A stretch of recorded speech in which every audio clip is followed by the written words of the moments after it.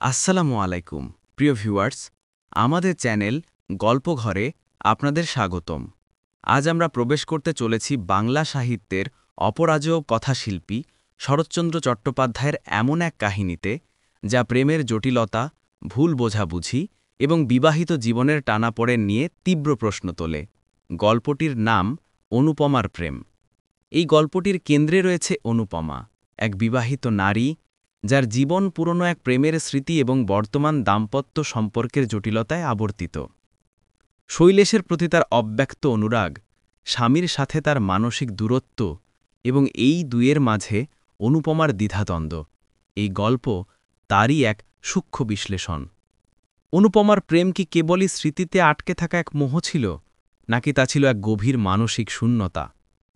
বিবাহিত জীবনে প্রেমের আসল অর্থ কী জানতে হলে চলুন শুরু করা যাক শরৎচন্দ্র চট্টোপাধ্যায়ের সেই মনস্তাত্ত্বিক প্রেমের গল্প অনুপমার প্রেম। 11 বর্ষ বয়সক্রমের মধ্যে অনুপমা নোভেল পড়িয়া পড়িয়া মাথাটা একেবারে বিগড়াইয়া ফেলিয়াছে। সে মনে করিল, মনুষ্য হৃদয়ে যত প্রেম, যত মাধুরী, যত শোভা, যত সৌন্দর্য, যত তৃষ্ণা আছে, সব খুঁটিয়া বাছিয়া একত্রিত করিয়া নিজের মস্তিষ্কের ভিতর জমা করিয়া ফেলিয়াছে। মনুষ্য স্বভাব, মনুষ্য চরিত্র তাহার নখদর্পণ হইয়াছে। জগতের শিখিবার পদার্থ আর তাহার কিচ্ছু নাই। সব জানিয়া ফেলিয়াছে, সব শিখিয়া ফেলিয়াছে। সতীত্বের জ্যোতি সে যেমন দেখিতে পায়, প্রণয়ের মহিমা সে যেমন বুঝিতে পারে, জগতে আর যে কেহ তেমন সমজদার আছে, অনুপমা তাহা কিছুতেই বিশ্বাস করিতে পারে না। অনু ভাবিল, সে একটি মাধবী লতা, সম্প্রতি মঞ্জরিয়া উঠিতেছে। এ অবস্থায় আশু সহকার শাখা বেষ্টিতা না হইলে ফোটফোট কুড়িগুলি কিছুতেই পূর্ণ বিকশিত হইতে পারিবে না। তাই খুঁজিয়া পাতি একটি নবীনকান্তি সহকার মনোনীত করিয়া লইল এবং 2-4 দিবসে তাহাকে মন ও প্রাণ, জীবন ও যৌবন সব দিয়া ফেলিল। মনে মনে মন দেওয়ার বা নিবার সকলেরই সমান অধিকার, কিন্তু জড়াইয়া ধরিবার পূর্বে সহকারটার মতামতের ঐষৎ প্রয়োজন হয়। এইখানেই মাধবীলতা কিছু বিপদে পড়িয়া গেল। নবীন নীরোৎকান্তকে সে কেমন করিয়া জানাইবে যে সে তাহার মাধবীলতা? স্ফুটনোন্মুখ হইয়া দাঁড়াইয়াছে, তাহাকে আশ্রয় না দিলে এক্ষণি কুঁড়ির ফুল লইয়া মাটিতে লুটাইতে লুটাইতে প্রাণত্যাগ করিবে। কিন্তু সহকার এত জানিতে পারিল না। না জানুক, অনুপমার প্রেম উত্তরোত্তর বৃদ্ধি পাইতে লাগিল। অমৃতে গড়ল, সুখে দুঃখ, প্রণয়ে বিচ্ছেদ চিরপ্রসিদ্ধ। 2-4 দিবসে অনুপমা বিরহ ব্যথায় জর্জরিত তনু হইয়া মনে মনে বলিল, স্বামীন, তুমি আমাকে লও বা না লও, ফিরিয়া চাহ বা না চাহ, আমি তোমার চিরদাসী। প্রাণ যাই তাহাও স্বীকার, কিন্তু তোমাকে কিছুতেই ছাড়িব না। এ জন্মে না পাই, আর জন্মে নিশ্চয়ই পাইব। তখন দেখিবে সতী সাধ্বীর ক্ষুদ্র বাহুতে কত বল। অনুপমা বড় লোকের মেয়ে, বাটি সংলগ্ন উদ্যানও আছে, মনোরম সরোবরও আছে, সেথা চাঁদও ওঠে, পদ্মও ফোটে, কোকিলও গান গায়, মধুপ ঝঙ্কার করে। এইখানে সে ঘুরিয়া ফিরিয়া বিরহ ব্যথা অনুভব করিতে লাগিল। এলো চুল করিয়া অলঙ্কার খুলিয়া ফেলিয়া, গাত্রে ধুলি মাখিয়া, প্রেমের যোগিনী সাজিয়া, সরসীর জলে কখনো মুখ দেখিতে লাগিল, কখনো নয়ন জলে ভাসাইয়া গোলাপ পুষ্প চুম্বন করিতে লাগিল, কখনো অঞ্চল পাতিয়া তরুতলে শয়ন করিয়া হা হুতাশ ও দীর্ঘশ্বাস ত্যাগ করিতে লাগিল। আহারে রুচি নাই, শয়নে ইচ্ছা নাই, সাজসজ্জায় বিষম বিরাগ। অনুপমা দিন দিন শুকাইতে লাগিল। দেখিয়া শুনিয়া অনুর জননী মনে মনে প্রমাদ গুনিলেন। এক বই মেয়ে নয়, তার আবার এই কি হইল? জিজ্ঞাসা করিলে সে কি যে বলে কেহ বুঝিতে পারে না। ঠোঁটের কথা ঠোঁটেই মিলাইয়া যায়। অনুর জননী এক দিবস জগবন্ধুবাবুকে বলিলেন, ওগো, একবার কি চেয়ে দেখবে না? তোমার একটি বই মেয়ে নয়, সে যে বিনি চিকিৎসায় মরে যায়।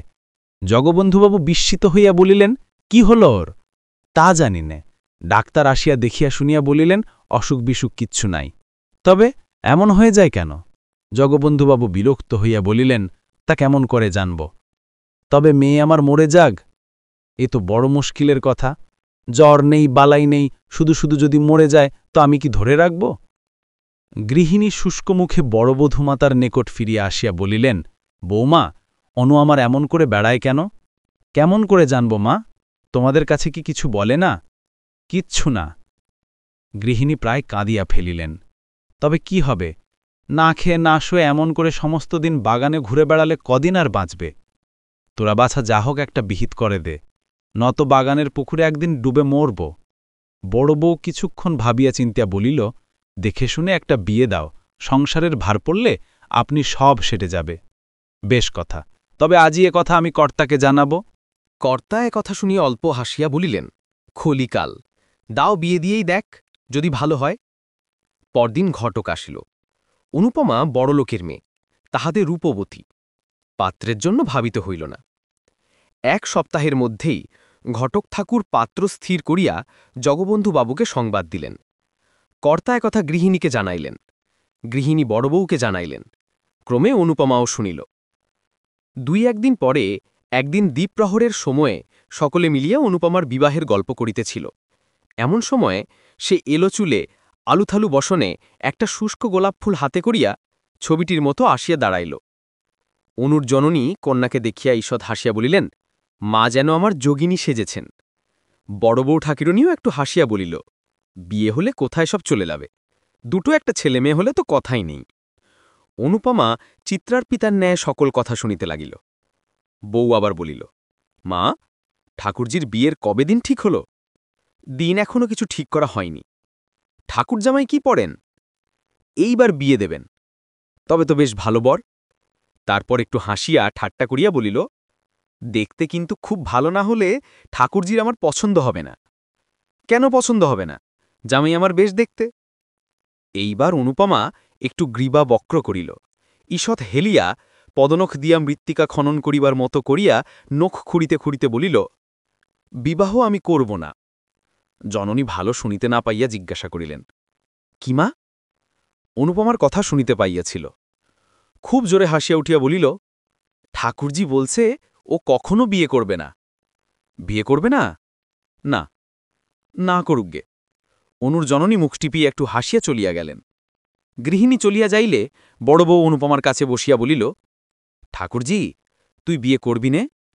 অনুপমা পূর্বমতো গম্ভীর মুখে বলিল, কিছুতেই না। কেন? যাকে তাকে গছিয়ে দেওয়ার নামই বিবাহ নয়। মনের মিল না হলে বিবাহ করাই ভুল। বড় বউ বিস্মিত হইয়া অনুর মুখপানে চাহিয়া বলিল, গছিয়ে দেওয়া আবার কিল? গছিয়ে দেবে না তো কি, মেয়ে মানুষে দেখে শুনে পছন্দ করে বিয়ে করবে?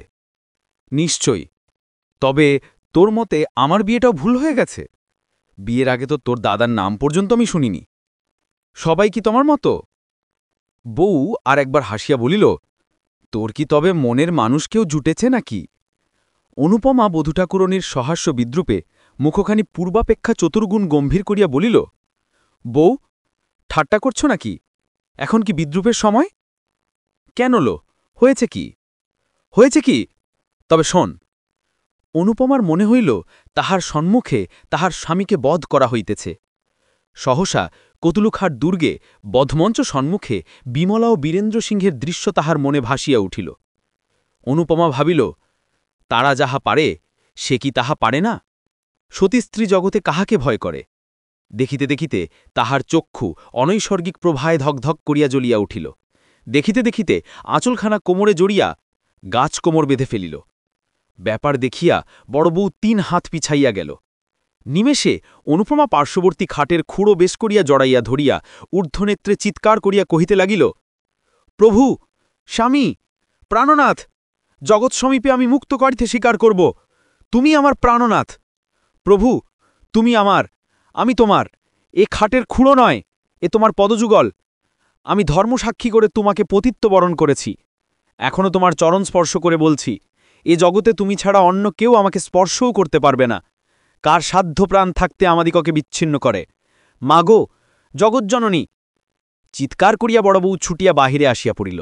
ওগো, দেখো গে, ঠাকুরজি কেমন ধারা করছে! দেখিতে দেখিতে গৃহিণী ছুটিয়া আসিলেন। বড়বউ ঠাকুরনের চিৎকার বাহির পর্যন্ত পৌঁছিয়াছিল। কি হয়েছে, হল কি? কর্তা তাহার পুত্র চন্দ্রবাবু ছুটিয়া আসিলেন। কর্তা গিন্নিতে, পুত্রপুত্র বধূতে, দাসে দাসীতে মুহূর্তে ঘরে ভিড় হইয়া গেল। অনুপমা মূর্ছিত হইয়া খাটের কাছে পড়িয়া আছে। গৃহিণী কাঁদিয়া উঠিলেন, অনুর আমার কি হল? ডাক্তার ডাকো, জল আনো, বাতাস করো ইত্যাদি চিৎকারে পাড়ের অর্ধেক প্রতিবাসী বাড়িতে জমিয়া গেল। অনেকক্ষণ পরে চক্ষু উন্মিলিত করিয়া অনুপমা ধীরে ধীরে বলিল, আমি কোথায়? তাহার জননী মুখের নিকট মুখ এনে সস্নেহে বলিলেন, কেন মা, তুমি যে আমার কোলে শুয়ে আছো? অনুপমা দীর্ঘ নিঃশ্বাস ফেলিয়া মৃদু মৃদু কহিল, ওহ, তোমার কোলে? ভাবছিলাম আমি আর কোথাও কোনো স্বপ্নরাজ্যে তার সাথে ভেসে যাচ্ছি। দড়িগলিক অশ্রু তাহার গণ্ড বাহিয়া পড়িতে লাগিল। জননী তাহা মুছিয়া কাতর হইয়া বলিলেন, কেন কাঁদছ মা? কার কথা বলছ? অনুপমা দীর্ঘ নিঃশ্বাস ফেলিয়া বৌন হইয়া রহিল। বড় বউ চন্দ্রবাবুকে একপাশে ডাকিয়া বলিল, সবাইকে যেতে বলো, আর কোনো ভয় নেই, ঠাকুরজি ভালো হয়েছে। ক্রমশ সকলে প্রস্থান করিলে রাত্রে বড় বউ অনুপমার কাছে বসিয়া বলিল, ঠাকুরজি, তুই কার সঙ্গে বিয়ে হলে সুখী হস? অনুপমা চক্ষু মুদ্রিত করিয়া কহিল, সুখ দুঃখ আমার কিছুই নেই, সেই আমার স্বামী। তা তো বুঝি, কিন্তু কে সে? সুরেশ। সুরেশই আমার। সুরেশ? রাখাল মজুমদারের ছেলে? হাঁ, সেই। রাত্রে গৃহিণী কথা শুনিলেন। পরদিন অমনেই মজুমদারের বাড়িতে আসিয়া উপস্থিত হইলেন। নানা কথার পর সুরেশের জননীকে বলিলেন, তোমার ছেলের সঙ্গে আমার মেয়ের বিয়ে দাও। সুরেশের জননী হাসিয়া বলিলেন, মন্দ কি? ভালো মন্দর কথা নয়, দিতেই হবে। তবে সুরেশকে একবার জিজ্ঞাসা করে আসি, সে বাড়িতেই আছে, তার মতো হলে কর্তার অমত হবে না। সুরেশ বাড়ি থাকিয়া তখন বিয়ে পরীক্ষার জন্য প্রস্তুত হইতেছিল। এক মুহূর্ত তাহার 1 বৎসর। তাহার মা বিবাহের কথা বলিলে সে কানেই তুলিল না। গৃহিণী আবার বলিলেন, সুরো, তোকে বিয়ে করতে হবে। সুরেশ মুখ তুলিয়া বলিল, তা তো হবেই, কিন্তু এখন কেন? পড়ার সময় ওসব কথা ভালো লাগে না। গৃহিণী অপ্রতিভ হইয়া বলিলেন, না না, পড়ার সময় কেন? এক্সামিন হয়ে গেলে বিয়ে হবে। কোথায়? এই গাঁয়ে জগবন্ধুবাবুর মেয়ের সঙ্গে। কে? চন্দ্রর বোনের সঙ্গে, যেটাকে খুকি বলে ডাকত? খুকি বলে ডাকবে কেন? তার নাম অনুপমা। সুরেশ অল্প হাসিয়া বলিল, হাঁ, অনুপমা। ধুর, সেটা ভারী কুৎসিত। কুৎসিত হবে কেন? সে বেশ দেখতে। তা হোক বেশ দেখতে, এক জায়গায় শ্বশুরবাড়ি বাপের বাড়ি আমার ভালো লাগে না। কেন? তাতে আর দোষ কি? দোষের কথায় কাজ নেই, তুমি এখন যাও মা, একটু পড়ি, কিছুই এখনো হয়নি। সুরেশের জননী ফিরিয়া আসিয়া বলিলেন, সুরো তো এক গায়ে বিয়ে করতে কিছুতেই চায় না। কেন? তা তো জানি নে। অনুর জননী মজুমদার গৃহিণীর হাত ধরিয়া কাতরভাবে বলিলেন, তা হবে না ভাই, এ বিয়ে তোমাকে দিতেই হবে। ছেলের অমত আমি কি করব বলো? না হলে আমি কিছুতেই ছাড়ব না। তবে আজ থাক, কাল আর একবার বুঝিয়ে দেখব, যদি মত করতে পারি। অনুর জননী বাড়ি ফিরিয়া আসিয়া জগবন্ধুকে বলিলেন, ওদের সুরেশের সঙ্গে যাতে অনুর আমার বিয়ে হয় তা করো। কেন বলো দেখি? রায়গ্রামে তো একরকম সব ঠিক হয়েছে, সে সম্বন্ধ আবার ভেঙে কি হবে? কারণ আছে। কি কারণ? কারণ কিছু নয়, কিন্তু সুরেশের মতো অমন রূপে গুণে ছেলে কি পাওয়া যাবে? আর আমার একটিমাত্র মেয়ে, তার দূরে বিয়ে দেব না। সুরেশের সঙ্গে হলে যখন খুশি দেখতে পাব। আচ্ছা, চেষ্টা করব। চেষ্টা নয়, নিশ্চিত দিতে হবে। কর্তা নথ নাড়ার ভঙ্গি দেখিয়া হেসে ফেললেন। তাই হবে গো। সন্ধ্যের পর কর্তা মজুমদাবাটি হইতে ফিরিয়া আসিয়া গৃহিণীকে বলিলেন, বিয়ে হবে না। সে কি কথা? কি করব বলো? ওরা না দিলে তো আমি জোর করে ওদের বাড়িতে মেয়ে খেলে দিয়ে আসতে পারি নে। দেবে না কেন? এক গায়ে বিয়ে হয়, ওদের মত নয়। গৃহিণী কপালে করাঘাত করিয়া বলিলেন, আমার কপালের দোষ। পরদিন তিনি পুনরায় সুরেশের নিকট জননীর নিকট আসিয়া বলিলেন, দিদি, বিয়ে দে। আমার তো ইচ্ছা আছে, কিন্তু ছেলের মত হয় কই? আমি লুকিয়ে সুরেশকে আরও 5,000 টাকা দেব। টাকার লোভ বড় লোভ। সুরেশের জননী একথা সুরেশের পিতাকে জানাইলেন। কর্তা সুরেশকে ডাকিয়া বলিলেন, সুরেশ, তোমাকে এ বিবাহ করতেই হবে। কেন? কেন আবার কি? এ বিবাহে তোমার গর্ভধারিণীরও মত, আমারও মত, সঙ্গে সঙ্গে একটু কারণও হয়ে পড়েছে। সুরেশ নতমুখে বলিল, এখন পড়াশুনোর সময়, পরীক্ষার ক্ষতি হবে। তা আমি জানি বাপু, পড়াশোনার ক্ষতি করে তোমাকে বলছি না, পরীক্ষা শেষ হলে বিয়ে করো। যে আজ্ঞে। অনুর জননীর আনন্দের সীমা নাই। কথা তিনি কর্তাকে বলিলেন, দাস দাসী সকলকেই মনের আনন্দে কথা জানাইয়া দিলেন। বড় বউ অনুপমাকে ডাকিয়া বলিল, অল, বর যে ধরা দিয়েছে। অনু সলজ্জে ঈষৎ হাসিয়া বলিল, তা আমি জানতাম। কেমনে জানলি? চিঠিপত্র চলত নাকি? প্রেম অন্তর্যামী, আমাদের চিঠিপত্র অন্তরে চলত। ধন্যী মেয়ে তুই। অনুপমা চলিয়া যাইলে বড়বধূ ঠাকুরানী মৃদু মৃদু বলিল, পাকামি শুনলে গা জ্বলে। আমি 3 ছেলের মা, উনি আজ আমাকে প্রেম শেখাতে এলেন।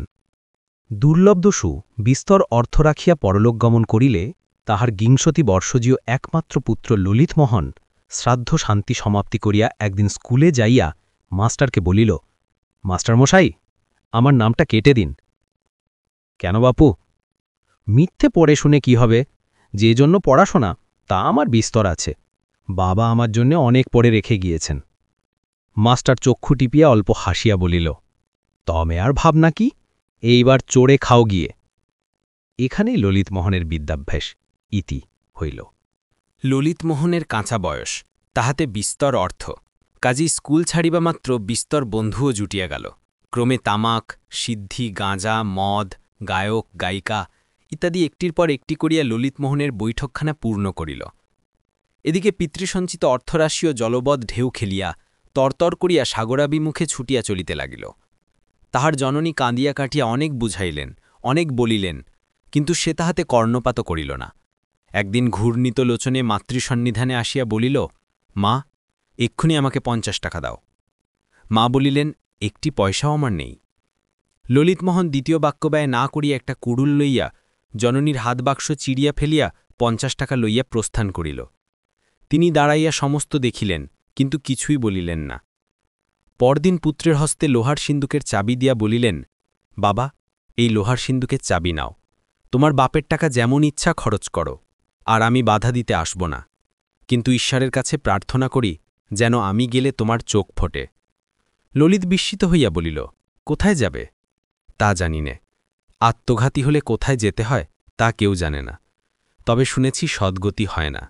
তা কি করব বলো, আমার যেমন কপাল। আত্মঘাতী হবে? না হলে আর উপায় কি? তোমাকে পেটে ধরে আমার সব সুখী হল। এখন নিত্যে নিত্যেই তোমার লাথিঝাঁটা খাওয়ার চেয়ে জমদুদের আগুনকুণ্ড ভালো। ললিতমোহন জননীকে চিনিত। সে বিলক্ষণ জানিত যে তাহার জননী মিথ্যা ভয় দেখাইবার লোক নহেন। তখন কাঁদিয়া ভূমে লুটাইয়া পা জোড়াইয়া ধরিয়া বলিল, মা, তুমি আমাকে মাপ করো, এমন কাজ আর কখনো করব না। তুমি থাকো, তুমি যেও না। জননী রুক্ষভাবে বলিলেন, তাও কি হয়? তোমার বন্ধু বান্ধব তারা সব যাবে কোথায়? আমি কাউকে চাই নে, আমি টাকা করি, বন্ধু বান্ধব কিছুই চাই নে, শুধু তুমি থাকো। তোমার কথায় বিশ্বাস কি? কেন মা, আমি তোমার মন্দ সন্তান, তা বলে অবিশ্বাসের কাজ কি কখনো করেছি? তুমি এখন থেকে ইচ্ছাসুখে যা দেবে তার অধিক 1 পয়সাও চাব না। ইচ্ছাসুখে তোমাকে 1 পয়সাও দিতে ইচ্ছে হয় না, কেননা এই 1 বৎসর 1.5 বৎসরের মধ্যে তুমি যত টাকা উড়িয়েছ তার অর্ধেকও কখনো তোমার জীবনে উপার্জন করতে পারবে না। তুমি আমাকে কিছুই দিও না। জননী কোমল হইলেন, না, অতটা তোমার শোবে না, আমিও তা ইচ্ছে করি না। মাসে 100 টাকা পেলে তোমার চলবে কি? স্বচ্ছন্দে। তবে তাই হোক। 2-1 দিনের মধ্যেই তার বন্ধুবান্ধবেরা একে একে সরিয়া পড়িতে লাগিল। ললিতমোহন 2-1 জনার বাটিতে ডাকিতে গেল।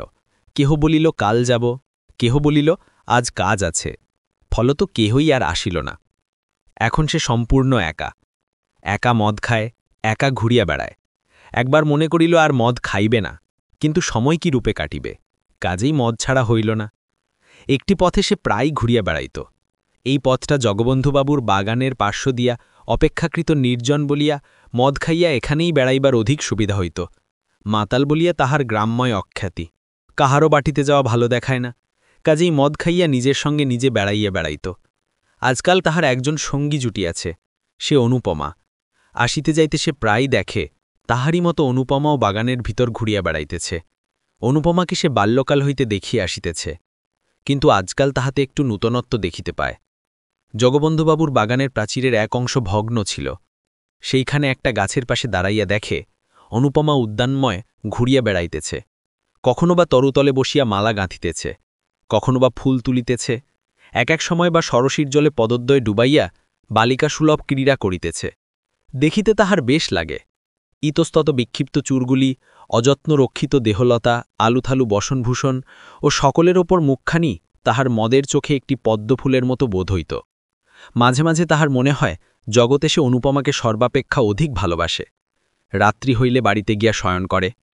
যতক্ষণ নিদ্রা না হয় ততক্ষণ অনুপমার মুখই মনে পড়ে। স্বপ্নেও কখনো কখনো তাহার অনিন্দসুন্দর বদনমণ্ডল হৃদয়ে জাগিয়া উঠে। এমনই করিয়া কতদিন যায়। জগবন্ধুবাবুর উদ্যানের সেই ভগ্ন অংশটিতে বৈকাল হইতে বসিয়া থাকা আজকাল তাহার নিত্যকর্ম হইয়া দাঁড়াইয়াছে। সে বালক নহে। অল্পদিনেই বুঝিতে পারিল যে অনুপমাকে বাস্তবিকই অতিশয় অধিক রকম ভালোবাসিয়া ফেলিয়াছে, কিন্তু এরূপ ভালোবাসায় লাভ নাই। সে জানিত সে মাতাল, সে অপদার্থ, মূর্খ, সে সকলের ঘৃণিত জীব। অনুপমার কিছুতেই যোগ্য পাত্র নহে। শত চেষ্টাতেও তাহাকে পাওয়া সম্ভব নহে। তবে আর এমন করিয়া মন খারাপ করিয়া লাভ কি? কাল হইতে আর আসিবে না। কিন্তু থাকিতে পারিত না। সূর্য অস্তগত হইলে সে মদটুকু খাইয়া সেই ভাঙা পাঁচিলটির ওপর আসিয়া বসিত। তবে ভেতরে একটা কথা আছে, কাহুকে ভালোবাসিলে মনে হয় সেও বুঝি আমাকে ভালোবাসে, আমাকে কেন বাসিবে না? অবশ্য কথা প্রতিপন্ন করা যায় না। একদিন ললিতমোহন প্রাচীরে উঠিয়াছে। এমন সময় চন্দ্রবাবুর চোখে পড়িল। চন্দ্রবাবু দারোবানকে হাকিয়া বলিলেন, উস্কো পাকড়। দারোবান প্রথমে বুঝিতে পারিল না কাহাকে ধরিতে হইবে।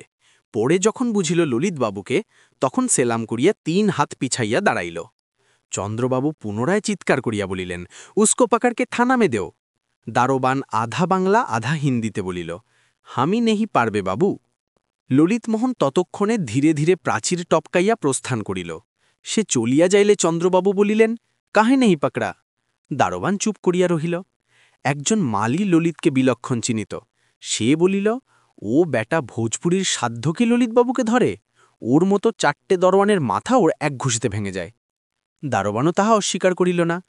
বলিল, বাবু নকরি কারনো আয়া না জান দেনে আয়া? চন্দ্রবাবু কিন্তু ছাড়িবার পাত্র নহেন। তিনি ললিতের ওপর পূর্ব হইতেই বিলক্ষণ চটা ছিলেন। এখন সময় পাইয়া, সাক্ষী জুটাইয়া, অনধিকার প্রবেশ এবং আরও কত কি অপরাধে আদালতে নালিশ করিলেন। জগবন্ধুবাবু ও তাহার স্ত্রী উভয়ই এই মকদ্দমা করিতে নিষেধ করিলেন, কিন্তু চন্দ্রনাথ কিছুতেই শুনিলেন না। বিশেষ মর্মী পীড়িতা অনুপমা জিদ করিয়া বলিল যে পাপীকে শাস্তি না দিলে তাহার মন কিছুতেই সুস্থির হইবে না। ইন্সপেক্টর বাটিতে আসিয়া অনুপমার এজাহার লইল। অনুপমা সমস্তই ঠিকঠাক বলিল। শেষে এমন দাঁড়াইল যে ললিতের জননী বিস্তর অর্থ ব্যয় করিয়াও পুত্রকে কিছুতেই বাঁচাইতে পারিলেন না। ৩ বৎসর ললিতমোহনের সশ্রম কারাবাসের আদেশ হইয়া গেল। বিয়ে পরীক্ষার ফল বাহির হইয়াছে। সুরেশচন্দ্র মজুমদার একেবারে প্রথম হইয়াছে। গ্রামময় সুখ্যাতির একটা রই রই শব্দ পড়িয়া গিয়াছে। অনুপমার জননীর আনন্দের সীমা নাই। আনন্দে সুরেশের জননীকে গিয়া বলিলেন, নিজের কথা নিজে বলতে নেই, কিন্তু দেখো দেখি আমার মেয়ের পই। সুরেশের মা সহাস্যে বলিলেন, তা তো দেখছি। একবার বিয়ে হোক, তারপর দেখিস তোর ছেলে রাজা হবে। অনু যখন জন্মায় তখন একজন গণকার এসে গুণে বলেছিল যে এ মেয়ে রানী হবে। অত সুখে কেউ কখনো থাকেনি, থাকবেও না, যত সুখ তোমার মেয়ের হবে। কে বলেছিল? একজন সন্ন্যাসী। কিন্তু তুমি তোমার জামাইকে একখানা বাড়ি কিনে দিও। তা দেব না? চন্দ্রকে আমি পেটের ছেলে বলেই জানি, কিন্তু অনুরত কর্তার অর্ধেক বিষয় পাওয়া উচিত। আমি বেঁচে থাকলে তা পাবেও। তাই হোক, ওরা রাজারানী হয়ে সুখে থাক, আমরা যেন দেখে মরি। 2 দিন পরে রাখাল মজুমদার পুত্রকে ডাকিয়া বলিলেন, এই বৈশাখে তোমার বিবাহের দিন স্থির করলাম। এখন বিবাহ হয় আমার একেবারে ইচ্ছা নয়। কেন? আমি গিলক্রেস্ট স্কলারশিপ পেয়েছি, তাতে আমি ইচ্ছা করলে বিলাতে গিয়ে পড়তে পারি। তুমি বিলাত যাবে? ইচ্ছা আছে। পড়ে পড়ে তোমার মাথা খারাপ হয়ে গিয়েছে, অমন কথার মুখে এনো না। বিনা পয়সায় যখন এই সুবিধে পেয়েছি তখন দোষ কি? রাখালবাবু এ কথা একেবারে অগ্নিশর্মা হইয়া উঠিলেন। নাস্তিক বেটা, দোষ কি? পরের পয়সায় যদি বিষ পাওয়া যায় তো কি খেতে হবে? সে কথায় এ কথায় অনেক প্রভেদ। প্রভেদ আর কথায়, একদিকে জাত খোয়ান, শ্লেচ্ছ হওয়া, আর অপরদিকে বিষভোজন, ঠিক এক নয় কি? চুলচুল মিলে গেল নাকি? সুরেশ আর কোনো প্রতিবাদ না করিয়া নিরুত্তরে প্রস্থান করিল। সে চলিয়া যাইলে রাখালবাবু আপনা আপনি হাসিয়া বলিলেন, বেটা পাতা 2 ইংরেজি পড়ে আমাদের সঙ্গে তর্ক করতে আসে। কেমন কথাটা বললাম? পরের পয়সায় বিষ পেলে কি খেতে হবে? বাছাধন আর দ্বিতীয় কথাটি বলতে পারলে না। এ অকাট্য যুক্তি কি অকাটতে পারে?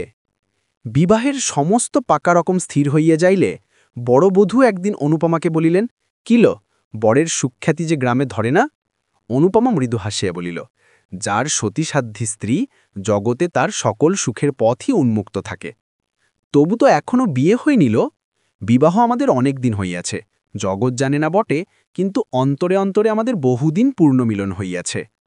বড় বধূ অল্প হাসিল, ওষ্ঠ ঈষৎ কুঞ্চিত করিয়া একটু থামিয়া বলিলেন, এ কথা আর কোথাও বলিস নে, আমরা বুড়ো মাঘি তো বলার দূরে থাক, এমন ধারা শুনলেও লজ্জা করে। সব কথাই যেন তুই থিয়েটারে অ্যাক্ট করতে থাকিস, এমন করলে লোকে পাগল বলবে যে। আমি প্রেমে পাগল। আজ ৫ই বৈশাখ, অনুপমার বিবাহের উৎসবে আজ গ্রামটা তোলপাড় হইতেছে। জগবন্ধুবাবুর বাটিতে আজ ভিড় ধরে না।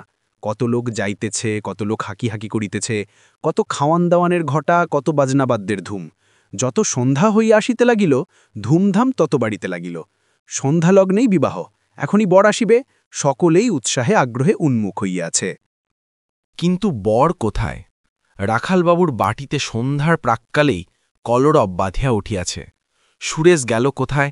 এখানে খোঁজ, ওখানে খোঁজ, এদিকে দেখ, ওদিকে দেখ, কিন্তু কেহই সুরেশকে খুঁজিয়া বাহির করিতে পারিতেছে না। কুসংবাদ পৌঁছিতে বিলম্ব হয় না। বজ্রাগ্নির মতো এ কথা জগবন্ধুবাবুর বাটিতে উড়িয়া আসিয়া পড়িল। বাড়িশুদ্ধ লোক সকলেই মাথায় হাত দিয়া বসিয়া পড়িল। সে কি কথা! ৮টার সময় বিবাহের লগ্ন, কিন্তু ৯টা বাজিতে চলিল, কোথাও বরের সন্ধান পাওয়া যাইতেছে না। জগবন্ধুবাবু মাথা চাবড়াইয়া ছুটাছুটি করিয়া বেড়াইতে লাগিলেন। গৃহিণী কাঁদিয়া আসিয়া তাহার নিকটে পড়িলেন, কি হবে গো? কর্তার তখন অর্ধক্ষিপ্তাবস্থা। তিনি চিৎকার করিয়া বলিয়া উঠিলেন, হবে আমার শ্রাদ্ধ, আর কি হবে? এই হতভাগা মেয়ের জন্য বৃদ্ধা বয়সে আমার মান গেল, যশ গেল, জাতি গেল, এখন একঘরে হয়ে থাকতে হবে। কেন মরতে বুড়ো বয়সে তোমাকে আবার বিয়ে করেছিলাম? তোমারই জন্য আজ এই অপমান।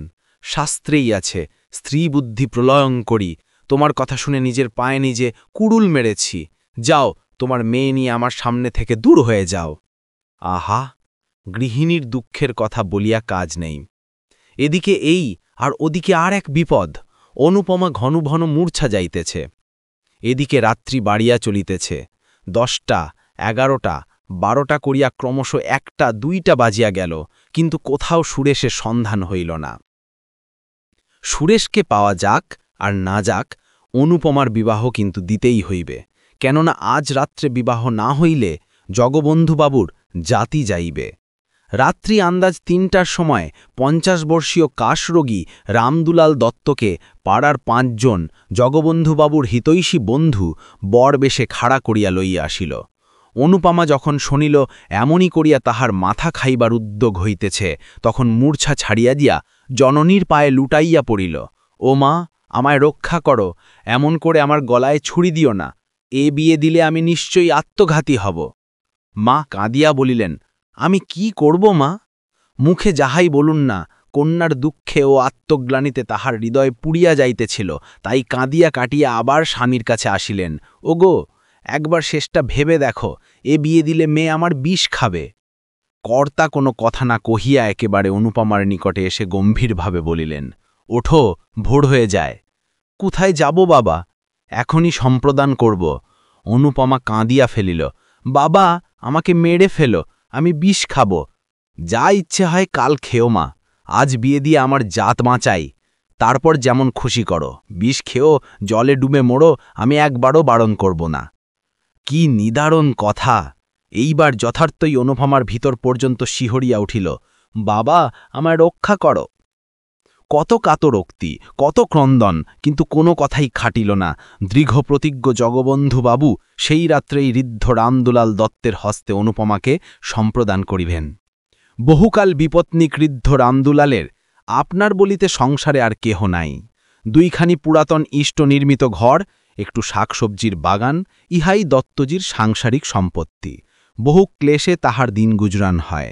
বিবাহ করিয়া পরদিন অনুপমাকে বাড়ি আনিলেন। সঙ্গে সঙ্গে অনেক খাদ্যদ্রব্য আসিল, অনেক দাসদাসী আসিল। কোনো ক্লেশ নাই।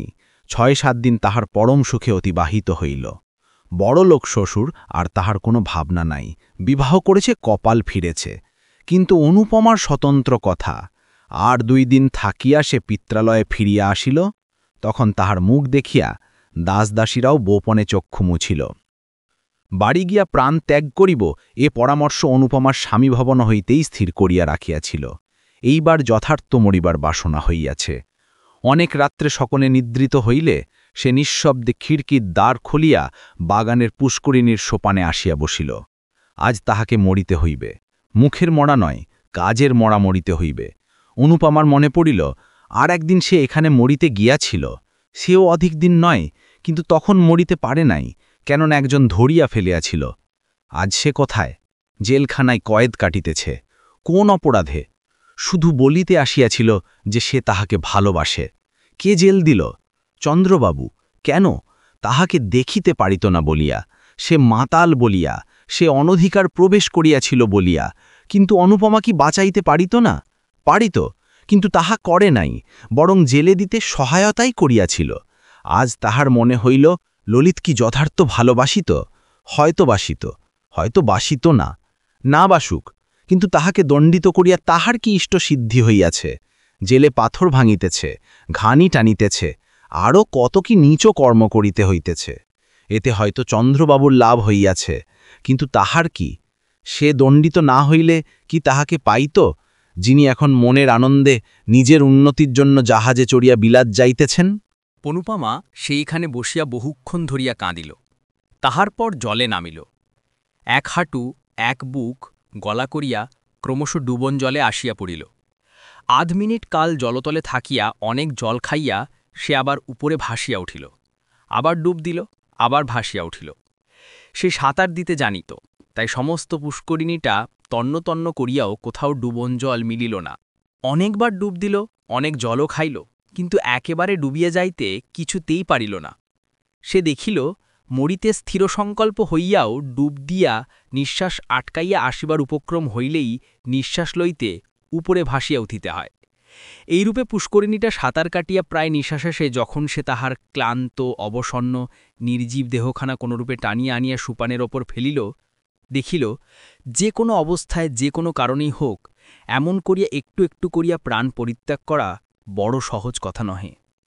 পূর্বে সে বিরহ ব্যথায় জর্জরিত কোনো হইয়া দিনে শতবার করিয়া মরিতে যাইত। তখন ভাবিত প্রাণটা রাখা না রাখা নায়ক নায়িকার একেবারে মুঠার ভিতরে, কিন্তু আজ সমস্ত রাত্রি ধরিয়া প্রাণটায় সহিত ধস্তাধস্তি করিয়াও সেটাকে বাহির করিয়া ফেলিতে পারিল না। আজ সে বিলক্ষণ বুঝিল তাহাকে জন্মের মতো বিদায় দেওয়া তাহার 11 বর্ষীয় বিরহ ব্যথায় কুলাইয়া ওঠে না। ভোরবেলায় যখন সে বাটি আসিল, তখন তাহার সমস্ত শরীর শীতে কাঁপিতেছে। মা জিজ্ঞাসা করিলেন, অনু, এত ভোরেই নিয়ে এলি মা? অনু ঘাড় নাড়িয়া জানাইল, হ্যাঁ। এদিকে দত্তমহাশয় একরূপ চিরস্থায়ী রূপে শ্বশুর ভবনে আশ্রয় লইয়াছেন। প্রথম প্রথম জামাইয়াদর তাহার কতকটা মিলিত, কিন্তু ক্রমশ তাহাও কম পড়িয়া আসিল। বাড়িশুদ্ধ কেহই প্রায় তাহাকে দেখিতে পারে না। চন্দ্রবাবু প্রতি কথায় তাহাকে ঠাট্টা বিদ্রূপ অপদস্থ লাঞ্ছিত করেন। তাহার একটু কারণও হইয়াছিল। একে তো চন্দ্রবাবুর হিংসা পরবশ অন্তঃকরণ, তাহাতে আবার অকর্মণ্য জামাতা বলিয়া জগবন্ধুবাবু কিছু বিষয় আশায় দিয়া যাইবেন বলিয়াছিলেন। অনুপমা কখনো আসে না, শাশুড়ি ঠাকুরানীও কখনো সে বিষয়ে তত্তলন না, তথাপি রামদুলালের মনের আনন্দে দিন কাটিতে লাগিল। যত্নার্থ্যতা তিনি বড় একটা ধার ধারিতেন না, যাহা পাইতেন তাহাতেই সন্তুষ্ট হইতেন। তাহার উপর দুবেলা পরিতোষজনক আহার ঘটিতেছে। বৃদ্ধাবস্থায় দত্তমহাশয় ইহাই যথেষ্ট বলে মানিয়া লইতেন, কিন্তু তাহার সুখভোগ করিবার অধিক দিনও আর বাকি ছিল না। একে জীর্ণ শীর্ণ শরীর, তাহার উপর পুরাতন সখা কাশ রোগ অনেক দিন হইতে তাহার শরীরে আশ্রয় গ্রহণ করিয়া বসিয়া আছে। প্রতি বৎসরেই শীতকালে তাহাকে স্বর্গে লইয়া যাইবার জন্য টানাটানি করিত। এবারও শীতকালে বিষম টানাটানি করিতে লাগিল। জগবন্ধুবাবু দেখিলেন যক্ষার রামদুলালের অস্থিমজ্জায় প্রতি গ্রন্থিতে ছড়িয়া পড়িয়াছে।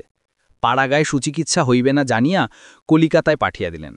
সেখানে কিছুদিন সুচিকিৎসার পর সতী সাধ্বী অনুপমার কল্যাণে 2 বৎসর ঘুরিতে না ঘুরিতে সদানন্দ রামদুলাল সংসার ত্যাগ করিলেন। তথাপি অনুপমা একটু কাঁদিল। স্বামী মরিলে বাঙালির মেয়েকে কাঁদিতে হয়, তাই কাঁদিল। তাহার পর স্বইচ্ছায় সাদা পড়িয়া সমস্ত অলঙ্কার খুলিয়া ফেলিল। জননী কাঁদিতে কাঁদিতে বলিলেন, অনু, এ বেশ তো আমি চোখে দেখতে পারি না, অন্তত হাতে একজোড়া বালাও রাখ।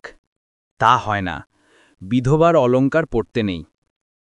কিন্তু তুই কচি মেয়ে। তাহা হোক, বাঙালির মেয়ে বিধবা হইলে কচি বুড়ো সমস্ত এক হইয়া যায়। জননী আর কি বলিবেন, শুধু কাঁদিতে লাগিলেন। অনুপমার বৈধব্যে লোকে নতুন করিয়া শোক করিল না। 2-1 বৎসরেই সে যে বিধবা হইবে তাহা সকলেই জানিত। কেহ বলিল, মরার সঙ্গে বিয়ে দিলে কি আর সধবা তাকে? কর্তাও এ কথা জানিতেন, গৃহিণীও বুঝিতেন, তাই শোকটা নতুন করিয়া হইল না। যাহা হইবার তাহা বিবাহ রাত্রেই হইয়া গিয়াছে। স্বামীকে ভালোবাসিতও না, জানিল না, শুনিল না, তথাপি অনুপমা কঠোর বৈধব্য ব্রত পালন করিতে লাগিল। রাত্রে জলস্পর্শ করে না, দিনে এক মুষ্টি সহস্তে সিদ্ধ করিয়া লয়। একাদশীর দিন নিরম্ব উপবাস করে। আজ পূর্ণিমা, কাল অমাবস্যা, পরশু শিবরাত্রি, এমনি করিয়া মাসের 15 দিন সে কিচ্ছু খায় না। কেউ কোনো কথা বলিলে বলে, আমার ইহকাল গিয়াছে, এখন পরকালের কাজ করিতে দাও। এ তো কিন্তু সইবে কেন? উপবাসে অনিয়মে অনুপমা শুকাইয়া অর্ধেক হইয়া গেল। দেখিয়া দেখিয়া গৃহিণী ভাবিলেন, এইবার সে মরিয়া যাইবে। কর্তাও ভাবিলেন, তাহা বড় বিচিত্র নহে। তাই একদিন স্ত্রীকে ডাকিয়া বলিলেন, অনুর আবার বিয়ে দি। গৃহিণী বিস্মিত হইয়া জিজ্ঞাসা করিলেন, তা কি হয়? ধর্ম যাবে যে? অনেক ভেবে দেখলুম, 2 বার বিবাহ দিলেই ধর্ম যায় না। বিবাহের সঙ্গে ধর্মের সঙ্গে এ বিষয়ে কোনো সম্বন্ধ নাই, বরং নিজের কন্যাকে এমন করিয়া খুন করলেই ধর্মহানির সম্ভাবনা। তবে দাও। অনুপমা কিন্তু একথা শুনিয়া ঘাড় নাড়িয়া দৃঢ়স্বরে বলিল, তা হয় না। কর্তা তখন নিজে ডাকিয়া বলিলেন, খুব হয় মা। তাহলে আমার ইহকাল পরকাল 2 কালই গেল। কিছুই যায়নি, যাবে না, বরং না হলেই যাবার সম্ভাবনা। মনে করো, তুমি যদি গুণবান পতি লাভ করো, তাহলে 2 কালেরই কাজ করতে পারবে। একা কি হয় না? না মা, হয় না। অন্তত বাঙালির ঘরের মেয়ের দ্বারা হয় না। ধর্মকর্মের কথা ছেড়ে দিয়ে সামান্য কোনো একটা কর্ম করতে হলেই তাঁদিকে অন্যের সাহায্য গ্রহণ করতে হয়। স্বামী ভিন্ন তেমন সাহায্য আর কে করতে পারে বলো? আরও কি দোষী তোমার এত শাস্তি? অনুপমা আনতমুখে বলিল, আমার পূর্বজন্মের ফল। গোড়া হিন্দু জগবন্ধুবাবুর কর্ণে এ কথাটা খট করিয়া লাগিল। কিছুক্ষণ স্তব্ধ থাকিয়া বলিলেন, তাই যদি হয়, তবুও তোমার একজন অভিভাবকের প্রয়োজন। আমাদের অবর্তমানে কে তোমাকে দেখবে? দাদা দেখবেন। ঈশ্বর না করুন, কিন্তু সে যদি না দেখে? সে তোমার মারপেটের ভাই নয়। বিশেষ আমি যতদূর জানি তার মনও ভালো নয়। অনুপমা মনে মনে বলিল, তখন বিষ খাব। আরও একটা কথা আছে অনু, পিতা হলেও সে কথা আমার বলা উচিত। মানুষের মন সবসময় যে একরকমেরই থাকবে তা কেউ বলতে পারে না। বিশেষ যৌবনকালের প্রবৃত্তিগুলি সর্বদা বশে রাখতে মুনি ঋষিরাও সমর্থ হন না। কিছুক্ষণ নিস্তব্ধ থাকিয়া অনুপমা কহিল, জাত যাবে যে? না মা, জাত যাবে না। এখন আমার সময় হয়ে আসছে, চোখও ফুটছে। অনুপমা ঘাড় নাড়িল, মনে মনে বলিল, তখন জাত গেল, আর এখন যাবে না কেন? যখন চক্ষুকর্ণ বন্ধ করে তোমরা আমাকে বলিদান দিলে, তখনই কথা ভাবলে না কেন? আজ আমারও চক্ষু ফুটেছে, আমিও ভালোরূপ প্রতিশোধ দেব। কোনরূপে তাহাকে টলাইতে না পারিয়া জগবন্ধুবাবু বলিলেন, তবে মা, তাই ভালো। তোমার ইচ্ছার বিরুদ্ধে আমি বিবাহ দিতে চাই না। তোমার খাবার পরবার ক্লেশ না হয় তা আমি করে যাব। তারপর ধর্মে মন রেখে যাতে সুখী হতে পারো, করো। 3 বছর পরে খালাস হইয়াও ললিতমোহন বাড়ি ফিরিল না। কেহ বলিল লজ্জায় আসিতেছে না, কেহ বলিল সে গ্রামে কি আর মুখ দেখাতে পারে। ললিতমোহন নানাস্থান পরিভ্রমণ করিয়া 2 বছর পরে সহসা একদিন বাটিতে আসিয়া উপস্থিত হইল। তাহার জননী আনন্দে পুত্রের শিরোচ্চুম্বন করিয়া আশীর্বাদ করিলেন, বাবা, এবার বিবাহ করে সংসারী হও। যা কপালে ছিল তা তো ঘটে গিয়েছে, এখন সেজন্য আর মনে দুঃখ করো না। ললিত যাহা হয় একটা করিবে স্থির করিল। 5 বছর পরে ফিরিয়া আসিয়া ললিত গ্রামে অনেক পরিবর্তন দেখিল। বিশেষ দেখিল জগবন্ধুবাবুর বাটিতে। কর্তা গিন্নি কেহ জীবিত নাই। চন্দ্রনাথবাবু এখন সংসারের কর্তা। অনুপমা বিধবা হইয়া এইখানেই আছে, কারণ তাহার অন্যত্র স্থান নাই। পূর্বেই জননীর মৃত্যু হইয়াছিল। পরে পিতার মৃত্যুর পর অনুপমা ভাবিয়াছিল, পিতা যাহা দিয়া গিয়াছেন তাহা লইয়া কোনো তীর্থস্থানে থাকিবে এবং সেই টাকায় পুণ্যধর্ম নিয়মব্রত করিয়া অবশিষ্ট জীবনটা কাটিয়া দিবে। কিন্তু শ্রাদ্ধ শান্তি হইলে উইল দেখিয়া সে মর্মাহত হইল। পিতা কেবল তাহার নামে 500 টাকা দিয়া গিয়াছেন। তাহারা বড়লোক, এ সামান্য টাকা তাঁদিগের নিকট টাকাই নহে। বাস্তবিক এই অর্থে কাহারও চিরজীবন গ্রাসাচ্ছদন নির্বাহিত হইতে পারে না। গ্রামে অনেকে কানাঘুষা করিল, এ উইল জগবন্ধুবাবুর নহে, ভিতরে কিছু কারসাজি আছে। কিন্তু সে কথাই কি ফল? নিরুপায় হইয়া অনুপমা চন্দ্রবাবুর বাড়িতেই রহিল। লোকে বলে, পিতার মৃত্যু না হওয়া পর্যন্ত সৎমাকে চিনতে পারা যায় না। সৎ ভাইকেও সেইরূপ পিতার জীবিতকাল পর্যন্ত চিনিতে কঠিন। এতদিন পরে অনুপমা জানিতে পারিল তাহার দাদা চন্দ্রনাথবাবু কি চরিত্রের মানুষ। যত প্রকার অধম শ্রেণীর মানুষ দেখিতে পাওয়া যায়, তাহাদের চন্দ্রনাথবাবু সর্বনিকৃষ্ট। হৃদয় একতিল দয়া মায়া নাই, চক্ষে এক বিন্দু চামড়া পর্যন্ত নাই। অনুপমার এই নিরাশ্রয় অবস্থায় তিনি তাহার সহিত যেরূপ ব্যবহার আরম্ভ করিলেন, তাহা বলিয়া শেষ করা যায় না। প্রতি কথায় এমনকি উঠিতে বসিতে তিরস্কৃত লাঞ্ছিত অপমানিত করিতেন। অনেকদিন হইতে তিনি অনুপমাকে দেখিতে পারেন না, কিন্তু আজকাল তো অধিক না দেখিতে পারার কারণ তিনিই ভালো জানেন। বড়বধূ পূর্বে তাহাকে ভালোবাসিতেন, কিন্তু এখন তিনিও দেখিতে পারেন না। যখন অনু বড়লোকের মেয়ে ছিল, যখন তাহার বাপ মা বাঁচিয়া ছিল, যখন তাহার একটা কথায় ৫ জন ছুটিয়া আসিত, তখন তিনি ভালোবাসিতেন। এখন সে দুঃখিনী, আপনার বলিতে কেউ নাই, টাকা করি নাই, পরের অন্ন না খেলে দিন কাটে না, তাহাকে এখন কে ভালোবাসিবে, কে এখন যত্ন করিবে? বড়বধূর ৩-৪টি ছেলে মেয়ের ভার অনুর উপর। তাদিগের খাওয়াইতে হয়, স্নান করাইতে হয়, পড়াইতে হয়, কাছে করিয়া শুইতে হয়। তথাপিও কোনো বিষয়ে একটু ত্রুটি হইলেই অমনি বড়বধূ ঠাকুরানী রাগ করিয়া রীতিমতো ৫টা কথা শুনিয়া দেন। ইহা ভিন্ন অনুপমাকে নিত্য দুবেলা চন্দ্রবাবুর জন্য ২-৪টা ভালো তরকারি বাঁধিতে হয়। পাচক ব্রাহ্মণ তেমন প্রস্তুত করিতে পারে না। আর না হইলে চন্দ্রবাবুরও কিছু খাওয়া হয় না। একাদশী হোক আর দ্বাদশী হোক আর উপবাসী হোক, সে রান্না তাহাকে রাঁধিতেই হইবে। বিধবা হইয়া অনুপমা প্রাতঃকালে স্নান করিয়া অনেকক্ষণ ধরিয়া পূজা করিত। এখন তাহাকে সে সময়টুকু দেওয়া হয় না। একটু বিলম্ব হইলেই বড়বধূ ঠাকুরানী বলিয়া ওঠেন, ঠাকুরজি একটু হাত চালিয়ে নাও, ছেলের কাঁদছে, এখন পর্যন্ত কিছু খেতে পায়নি। অনুপমা যা তা করিয়া উঠিয়া আসে, একটি কথাও সে মুখ ফুটিয়া বলিতে পারে না। একাদশীর দীর্ঘ উপবাস করিয়াও তাহাকে রাত্রে রন্ধন করিতে যাইতে হয়। তৃষায় বুক ফাটিতে থাকে, অগ্নির উত্তাপে মাথা টিপটিপ করিতে থাকে, গা ঝিমঝিম করে, তবু কথা কহে না। অবস্থার পরিবর্তনে সহ্য করিবার ক্ষমতাও হয়, কেননা জগদীশ্বর তাহা শিখাইয়া দেন, না হইলে অনুপমা এতদিনে মরিয়া যাইত। এ সংসারে তাহার অপেক্ষা দাসদাসীরা শ্রেষ্ঠ। জোর করিয়া তাহাদিরকে দুটো বলিলে তাহারাও দুটো জোরের কথা বলিতে পারে। অন্তত আমার মাহিনাপত্র ছুকাইয়ে দিন, বাড়ি যাই, এ কথাও বলিতে পারে। কিন্তু অনু তাহাও বলিতে না। সে বিনামূল্যে কৃতদাসী, মারো কাটো, তাহাকে এখানে থাকিতেই হইবে। আর কোথাও যাইবার জো নাই। সে বিধবা, সে বড়লোকের কন্যা। অনুপমার অবস্থা বুঝাইতে পারা যায় না, বুঝিতে হয়। বাঙালির ঘরে পরান্ন প্রত্যাশিনী বিধবাই কেবল তাহার অবস্থা বুঝিতে পারিবেন, অন্যে না বুঝিতেই পারেন। আজ দ্বাদশী, সকাল সকাল স্নান করিয়া অনুপমা পূজা করিতে বসিল। তখনও ১৫ মিনিট হয় নাই, বড়বধূ ঘরের বাহির হইতেই একটু বড় গলায় বলিলেন, ঠাকুরজে, তোমার কি আর সমস্ত দিন হবে না? এমন করে চলবে না বাপু। অনুপমা শিবের মাথায় জল দিতেছিল, কথা কহিল না। বড়বধূ ১০ মিনিট পরে পুনর্বার ঘুরিয়া আসিয়া সেইখান হইতে চিৎকার করিলেন, আর অত পুণ্যি ছালায় আটবে না গো, অত পুণ্যি করো না। আর অত পুণ্যি ধর্মে শখ থাকে তো বনি জঙ্গলে গিয়ে করোগে, সংসারে থেকে অত বাড়াবাড়ি সইতে পারা যায় না। তথাপি অনুপমা কথা কহিল না। বড় বউ দ্বিগুণ চেঁচাইয়া উঠিলেন, বলি, কেউ খাবে দাবে না? অনুপমা হস্তস্থিত বিল্বপত্র নামাইয়া রাখিয়া বলিল, আমার অসুস্থ হয়েছে, আমি আজ কিছু পারব না। পারবে না? তাহলে সবাই উপোস করুক। কেন, আমি ছাড়া কি লোক নেই? ঠাকুরের কি হলো? তা জ্বর হয়েছে, আর উনি ঠাকুরের রান্ন খেতে পারেন না? পারেন তুমি রেঁধে দাওগে, আমি রাঁধব? মাথার যন্ত্রণায় প্রাণ যায়। একটা কবিরাজ ২৪ ঘন্টা আমার পিছনে লেগে আছে, আর আমি আগুনের তাতে যাব? অনুপমা জ্বলিয়া উঠিল, বলিল, তবে সবাইকে উপোস করতে বলগে। তাই যাই, তোমার দাদাকে কথা জনাই গে। আর তোমার অসুস্থ হবে না, এই নিয়ে ধুয়ে এলে এখনই গিলবে কুটবে, আর বড় ভাইকে একটু রেঁধে খাওয়াতে পারো না? না, পারি না। বড় বউ, আমি তোমাদের কেনা বাদী নই যে যা মুখে আসবে তাই বলবে।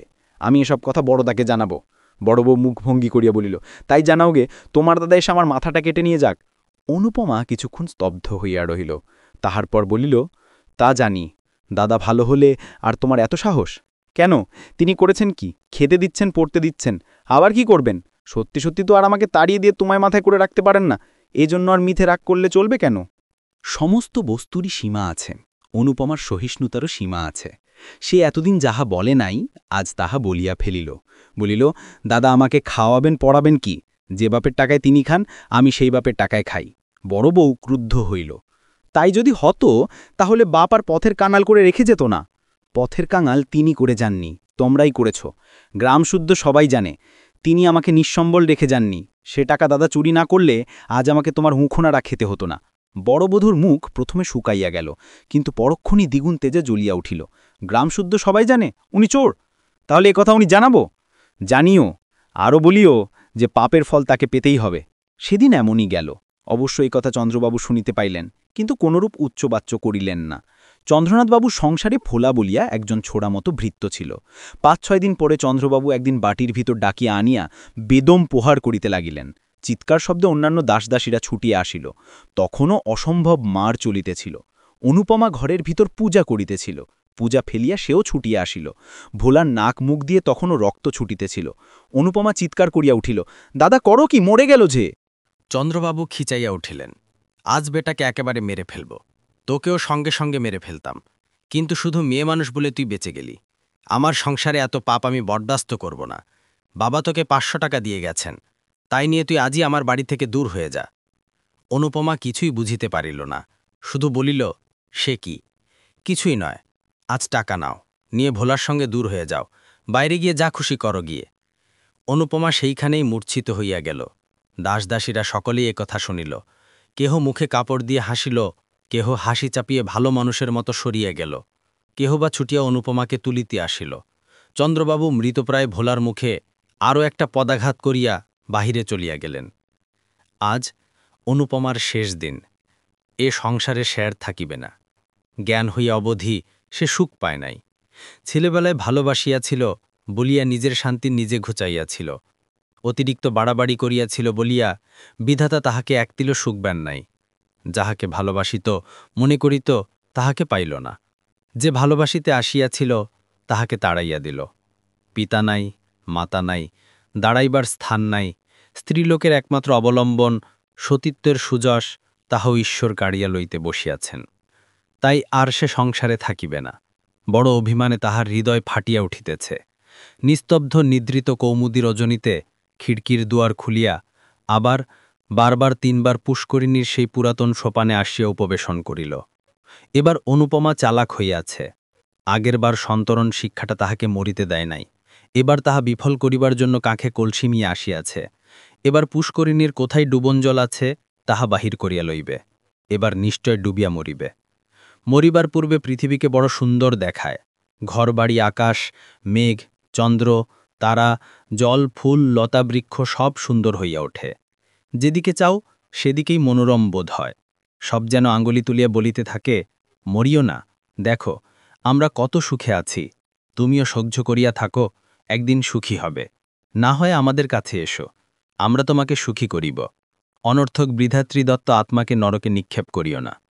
মরিতে আসেও মানুষ তাই অনেক সময় ফিরিয়া যায়। আবার যখন ফিরিয়া দেখে জগতে তাহার একতিল সুখ নাই, অসীম সংসারে দাঁড়াইবার এক বিন্দু স্থান নাই, আপনার বলিতে একজনও নাই, তখন আবার মরিতে চায়। কিন্তু পরক্ষণই কে যেন ভিতর হইতে বলিতে থাকে, ছি ছি, ফিরিয়া যাও, এমন কাজ করিও না। মরিলেই কি সকল দুঃখের অবসান হইল? কেমন করিয়া জানিলে ইহা অপেক্ষা আরও গভীর দুঃখে পতিত হইবে না?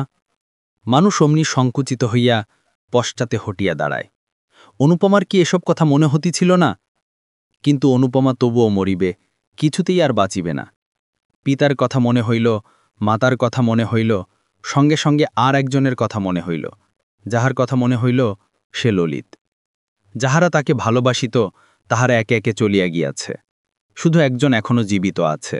সে ভালোবাসিয়াছিল, ভালোবাসিতে আসিয়াছিল, হৃদয়ের দেবী বলিয়া পূজা দিতে আসিয়াছিল। অনুপমা সে পূজা গ্রহণ করে নাই এবং অপমানিত করিয়া তাড়াইয়া দিয়াছিল। শুধু কি তাই, জেলে পর্যন্ত দিয়াছিল। ললিত সেখানে কত ক্লেশ পাইয়াছিল, হয়তো অনুপমাকে কত অভিশাপপাত করিয়াছিল। তাহার মনে হইল, নিশ্চিত সেই পাপেই এত ক্লেশ, এত যন্ত্রণা। সে ফিরিয়া আসিয়াছে, ভালো হইয়াছে, মদ ছেড়িয়াছে, দেশের উপকার করিয়া আবার যশ কিনিতেছে। সে কি আজও তাহাকে মনে করে? হয়তো করে না, হয়তো বা করে, কিন্তু তাতে কি? তাহার যে কলঙ্ক রটিয়াছে, তিনি কি তা শুনিয়াছেন? যখন গ্রাম্যয় রটিবে যে আমি কলঙ্কিনী হইয়া ডুবিয়াছি, কাল যখন আমার দেহ জলের উপর ভাসিয়া উঠিবে, ছি ছি, কত ঘৃণায় তাহার ওষ্ঠ কুঞ্চিত হইয়া উঠিবে। অনুপমা অঞ্চল দিয়া গলদেশে কলসি বাঁধিল। এমন সময় কি একজন পশ্চাৎ হইতে ডাকিল, অনুপমা। অনুপমা চমকাইয়া ফিরিয়া দেখিল, একজন দীর্ঘাকৃতি পুরুষ স্থির হইয়া দাঁড়াইয়া আছে। আগন্তুক আবার ডাকিল। অনুপমার মনে হইল, এ স্বর আর কোথাও শুনিয়াছে, কিন্তু স্মরণ করিতে পারিল না, চুপ করিয়া রহিল। অনুপমা, আত্মহত্যা করো না। অনুপমা কোনোকালই বৃড়ানত লজ্জাবতী লতা নহে। সে সাহস করিয়া বলিল, আমি আত্মহত্যা করব, আপনি কি করে জানলেন? তবে গলায় কলসি বেঁধেছ কেন? অনুপমা মৌন হইয়া রহিল। আগন্তুক ঈষৎ হাসিয়া বলিল, আত্মঘাতী হলে কি হয় জানো? কি? অনন্ত নরক। অনুপমা শিহরিয়া উঠিল। ধীরে ধীরে কলসি খুলিয়া রাখিয়া বলিল, এ সংসারে স্থান নাই। ভুলে গিয়েছ? আমি মনে করিয়ে দিচ্ছি। প্রায় 6 বছর পূর্বে ঠিক এইখানে একজন তোমাকে চিরজীবনের জন্য স্থান দিতে চাইয়াছিল। স্মরণ হয়? অনুপমা লজ্জায় রক্তমুখে হইয়া বলিল, হয়। এ সংকল্প ত্যাগ করো। আমার কলঙ্ক রটেছে, আমার বাঁচা হয় না। মরিলেই কি কলঙ্ক যায়? যাক না যাক, আমি তা শুনতে যাব না। ভুল বুঝেছ অনুপমা। মরলে কলঙ্ক চিরকাল ছায়ার মতো তোমার নামের পাশে ঘুরে বেড়াবে। বেঁচে দেখো, এ মিথ্যা কলঙ্ক কখনো চিরস্থায়ী হবে না। কিন্তু কোথায় গিয়ে বেঁচে থাকব? আমার সঙ্গে চলো। অনুপমার একবার মনে হইল তাহাই করিবে। চরণে লুটাইয়া পড়িবে। বলিবে, আমাকে ক্ষমা করো। বলিবে, তোমার অনেক অর্থ, আমাকে কিছু ভিক্ষা দাও, আমি গিয়া কোথাও লুকিয়ে থাকি। পরে অনেকক্ষণ মৌন থাকিয়া ভাবিয়া চিন্তিয়া বলিল, আমি যাব না। কথা শেষ হইতে না হইতে অনুপমা জলে ঝাঁপাইয়া পড়িল। অনুপমার জ্ঞান হইলে দেখিল, সুসজ্জিত হর্মে পালঙ্কের উপর সে শয়ন করিয়া আছে। পার্শ্বে ললিতমোহন। অনুপমা চক্ষু উন্মীলন করিয়া কাতর স্বরে বলিল, কেন আমাকে বাঁচালে? এই ছিল শরৎচন্দ্র চট্টোপাধ্যায়ের সেই গভীর প্রেমের গল্প, অনুপমার প্রেমের পরিসমাপ্তি। গল্পের শেষে আমাদের মনে প্রশ্ন জাগে, অনুপমার জীবনে শৈলেশ কি কেবলই এক ভুল বোঝাবুঝি ছিল, নাকি সে তার বিবাহিত জীবনের অপূর্ণ তাকেই খুঁজছিল? আর স্বামী হিসেবে তার প্রতি আমাদের সহানুভূতি কি ন্যায্য? শরৎচন্দ্র খুব নিপুণভাবে দেখিয়েছেন যে সম্পর্ক আর প্রেম সবসময় সরল রেখায় চলে না। জীবনে কখনো কখনো এমন কিছু সম্পর্ক বা মানুষ আসে যা আমাদের দাম্পত্যের বাঁধন ও মনস্তত্ত্বকে চিরতরে পাল্টে দেয়। এই জটিল প্রেমের গল্পটি শোনার পর আপনার কি মনে হল?